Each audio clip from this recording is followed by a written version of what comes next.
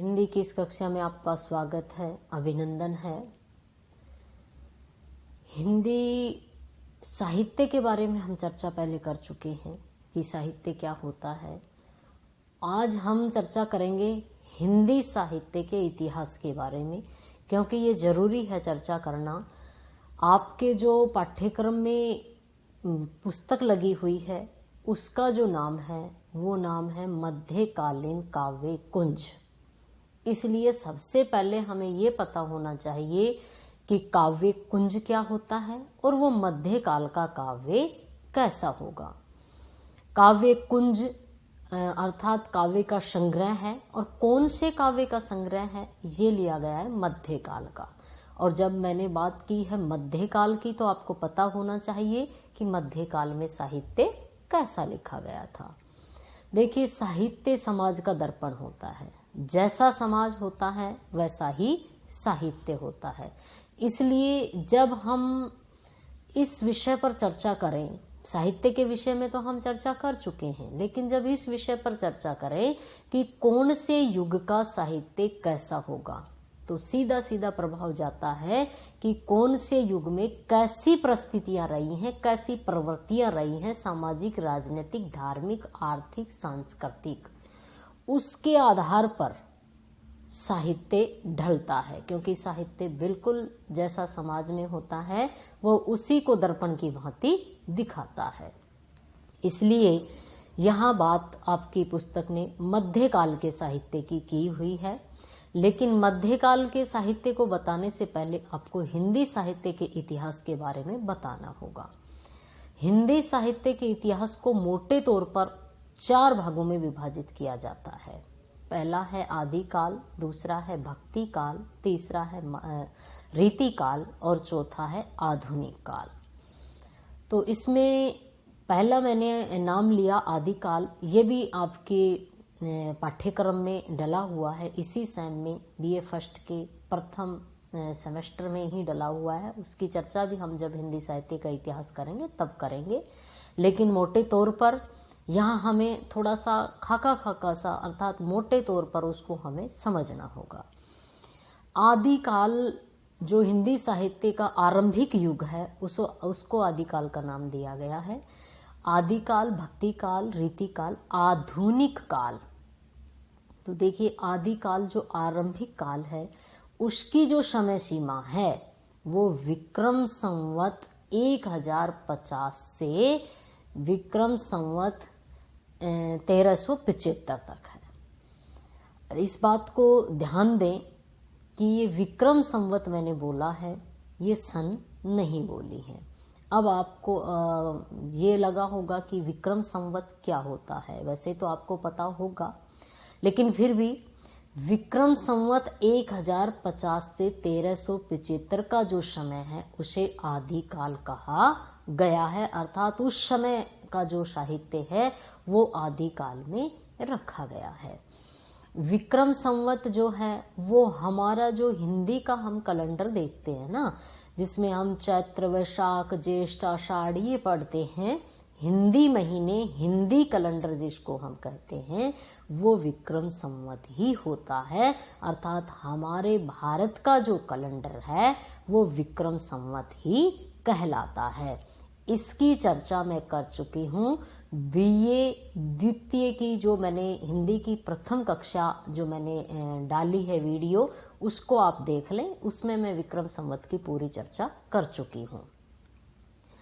तो विक्रम संवत हमारा कैलेंडर है, थोड़ा सा मोटा सा यहाँ मैं बताऊंगी, बाकी आप वो वीडियो देखें, उसमें आपका क्लियर होगा, क्योंकि उसमें भी मैं आदिकाल, भक्तिकाल, रीतिकाल के बारे में बता रही हूँ।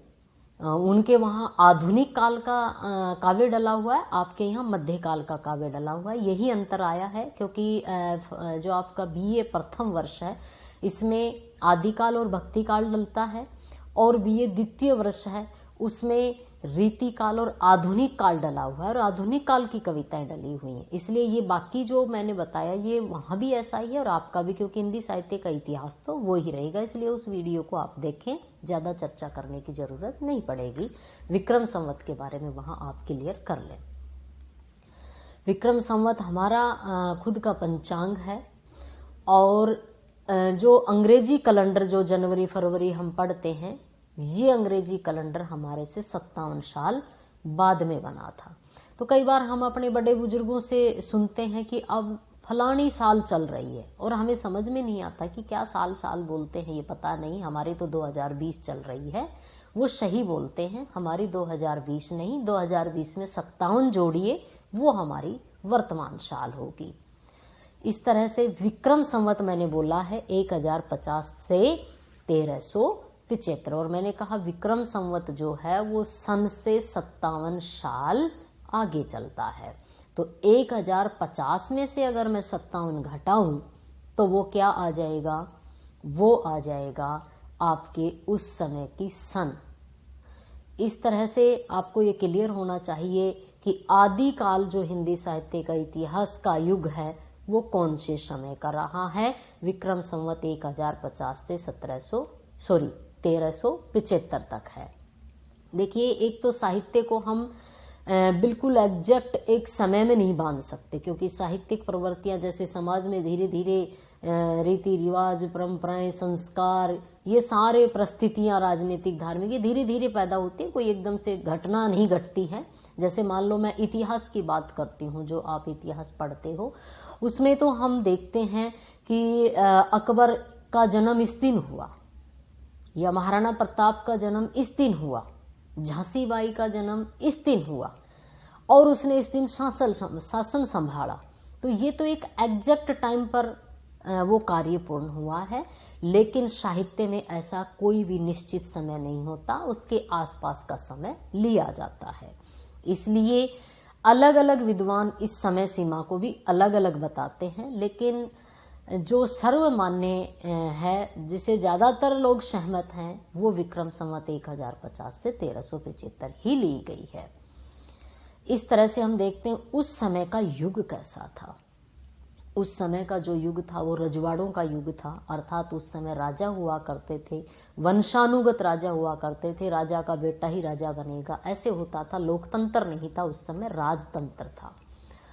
तो उस समय जो राजा होते थे वो, उनके ऊपर आज की तरह कोई अंकुश नहीं था कि मुझे 5 साल बाद चुनाव लड़ना है इसलिए मुझे जनता की सुननी है। ऐसा कोई अंकुश नहीं था, क्योंकि जिसका बाप राजा है उसको तो राजा बनना ही है, इसलिए उनको कोई इस तरह का अंकुश नहीं होता था। इसलिए उनकी मर्जी के कानून होते थे। और ऐसे में अगर आप देखोगे, जैसी राजनीतिक व्यवस्था है, जैसा शासक है, उस हिसाब से सामाजिक व्यवस्था भी ढल जाती है। आपने इतिहास में बहुत पढ़ा होगा ये। तो उस समय की जो राजनीतिक परिस्थिति थी, क्योंकि सभी का आपस में तालमेल होता है, राजनीतिक, धार्मिक, सांस्कृतिक, सब एक दूसरे से जुड़ी हुई हैं ये परिस्थितियां। तो उस समय जब राजतंत्र था, तो उस समय जो काव्य लिखा जाएगा, काव्य तो साहित्य तो जो है वो तो समाज का दर्पण है ना, तो उस समय जो काव्य लिखा गया है वो भी राजतंत्र से प्रभावित, अर्थात दरबारी संस्कृति से प्रभावित हुए बगैर नहीं रह सका। और उस समय जो काव्य लिखा गया वो दरबारी संस्कृति के दबाव में या दरबारी संस्कृति की प्रशंसा में काव्य लिखा गया है। इस तरह से आदिकाल में जो काव्य लिखा गया है वो काव्य उन राजाओं का यशोगान किया गया है, उनकी प्रशंसा की गई है, उनका यश का गान किया गया है। इस तरह से उस समय जो रचना की गई है या उस समय जो साहित्य लिखा गया है वो वीर रसात्मक काव्य लिखा गया है। इसमें मैं इसकी भी मैं चर्चा बीए द्वितीय की जो प्रथम कक्षा है उसमें मैं कर चुकी हूँ कि चारण और भाटों द्वारा राशो काव्य लिखे गए थे। चारण कौन है, भाट कौन है, ये चर्चा वहाँ हो गई, आपको वो वीडियो देखना ही पड़ेगा। इसके बाद आदिकाल के बाद, क्योंकि आदिकाल की चर्चा मैंने वहाँ कर ली है, आदिकाल के बाद आता है आपका भक्ति काल, जिसे हम मध्यकाल भी कहते हैं। इसलिए आपकी जो पाठ्य पुस्तक है वो मध्यकाल की पाठ्य पुस्तक है। और जैसे ही मध्यकाल की बात आती है तो हमारे दिमाग में आ जाना चाहिए कि मध्यकाल की पाठ्य पुस्तक मतलब भक्ति काल की पाठ्य पुस्तक होगी। हिंदी साहित्य के इतिहास का जो मध्यकाल है उसको 2 भागों में बांटा गया है, एक भक्ति काल और एक रीति काल। तो जो इसका आरंभिक है वो भक्ति काल होगा और इसका जो बाद का है वो रीति काल होगा।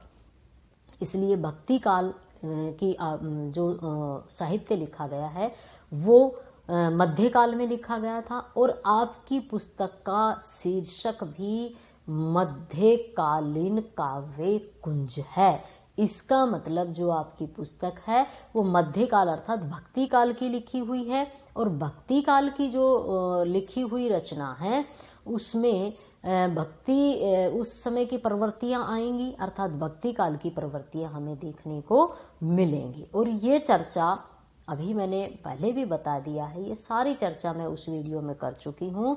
इसलिए मैं आपसे निवेदन करती हूँ कि आप पहले उस वीडियो को देखें, फिर आगे की वीडियो हम बनाएंगे। फिर आपके मैं भक्ति काल की चर्चा करूंगी, आदिकाल की चर्चा तो उसमें आप एक बार देखोगे तो आपको समझ आ जाएगा। उसके बाद में मध्यकाल की चर्चा करके फिर हम उसमें से जितने भी हमारे कवि हैं उनको एक एक करके हम पढ़ेंगे और फिर उनकी व्याख्या करेंगे और उनका क्या उद्देश्य है, वो कवि किस चीज के लिए प्रसिद्ध थे या उस साहित्य का क्या मतलब है, उस साहित्य को पाठ्यक्रम में पढ़ाने का क्या मतलब है, ये सब हम पढ़ेंगे।